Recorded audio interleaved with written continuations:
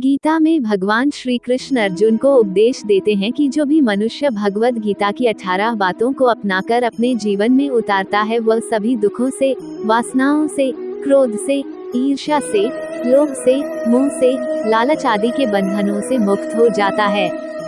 सुख एवं आनंद मनुष्य के भीतर ही निवास करते हैं, परंतु मनुष्य उसे स्त्री में, घर में और बाहरी सुख प्राप्ति के लिए ढूंढ रहा है। श्री कृष्ण कहते हैं कि भगवान उपासना केवल शरीर से ही नहीं बल्कि मन से भी करना चाहिए। ईश्वर का बंधन उन्हें प्रेम बंधन में बांधता है। मनुष्य की वासना ही उसके पुनर्जन्म का कारण होती है। मनुष्य इंद्रियों के अधीन है, इसलिए उसके जीवन में विकार और परेशानियां आती हैं। मनुष्य के अंदर धैर्य, सदाचार, स्नेह और सेवा जैसे गुण सत्संग के बिना नहीं आते हैं। श्री कृष्ण कहते हैं जिस प्रकार शरीर से वस्त्र मैल होने पर बदलते हैं, ठीक उसी प्रकार मन में यानी हृदय में मैले होने से उसे निकाल देना चाहिए।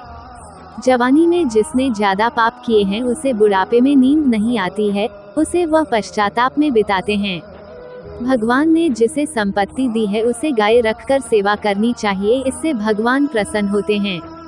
जुआ, मदिरापान, परस्त्री गमन, अनैतिक संबंध, हिंसा, असत्य, मद, आसक्ति और निर्दयता इन सब में कलियुग का वास है, इसलिए इसका और एक नाम है घोर कलियुग। अधिकारी शिष्य को यानी जो ज्ञान प्राप्त करने में परिश्रम करते हैं उसे सद्गुरु, अच्छा गुरु अवश्य मिलता है। भगवान श्री कृष्ण कहते हैं कि मनुष्य को अपने हृदय को बार बार समझने की कोशिश करनी चाहिए, ईश्वर के सिवाय उसका कोई नहीं है। साथ ही यह विचार करना चाहिए कि उसका कोई नहीं है इस ब्रह्मांड में भी जो उसका साथ देगा। भोग में क्षणिक क्षण भर के लिए सुख प्राप्त होता है, साथ ही त्याग में स्थायी आनंद है। श्री कृष्ण कहते हैं कि सत्संग ईश्वर की कृपा से मिलता है, परंतु कुसंगति में पड़ना मनुष्य के अपने ही विचारों के कारण होता है। लोभ और मोह माया, किसी से अधिक लगाव पाप के माता पिता कहे जाते हैं, साथ ही लोभ पाप का बाप ही है। श्री कृष्ण कहते हैं कि स्त्री का धर्म है कि रोज तुलसी और पार्वती का पूजन करें, इससे उनकी सुख समृद्धि हमेशा बने रहते हैं। मनुष्य को अपने मन और बुद्धि पर हमेशा विश्वास नहीं करना चाहिए, क्योंकि ये बार बार एक्सेप्ट को दगा देते हैं।